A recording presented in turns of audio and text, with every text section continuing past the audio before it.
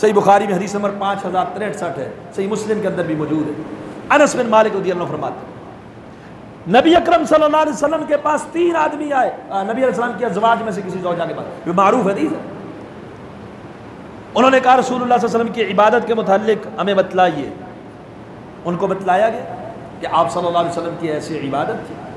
ان میں سے ایک نے کہا آج کے بعد میں نے سونا نہیں، ساری رات عبادت کیا کروں۔ اب رات کو جاگ کے عبادت کرنا اچھی بات ہے کہ بری؟ اچھی بات ہے نا بظاہر۔ انہوں نے کہا سونا نہیں، میں نے ساری رات عبادت کروں۔ دوسرے نے کہا میں ہمیشہ روزہ رکھوں گا۔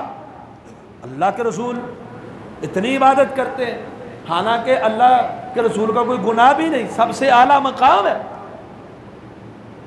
پھر بھی اتنی عبادت، لہذا میں ایسے کروں گا آج کے بعد نفلی روزے روزانہ، ہر روز ہی میرا روزہ ہوگا، میں نے کبھی افطار نہیں کرنا۔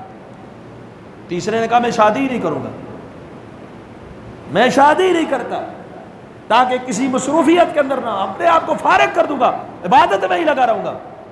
نبی اکرم صلی اللہ علیہ وسلم کو اس بات کا علم ہوا، آپ تشریف لائے، آپ کو پتہ چلا، آپ نے منبر لگوایا، آپ نے فرمایا لوگوں کیا ہو گیا ہے؟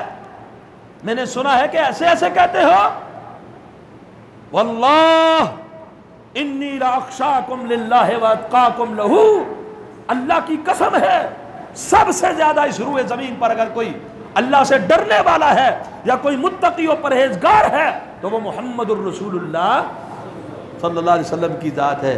لیکن میں رات کو سوتا بھی ہوں، عبادت بھی کرتا ہوں، میں رات کو سوتا بھی ہوں، عبادت بھی کرتا ہوں، میں نفلی روزے رکھتا ہوں لیکن میں چھوڑتا بھی، یعنی یہ نہیں ہمیشہ نفلی روزہ، اور میں اللہ کی عبادت کرتا ہوں لیکن میں نے نکاح بھی کیے ہوئے ہیں، شادی بھی کی ہوئی ہے۔ فمن رغب عن سنتی فلیس منی، جس نے میرے طریقے سے بے رغبتی کی وہ ہم میں سے نہیں۔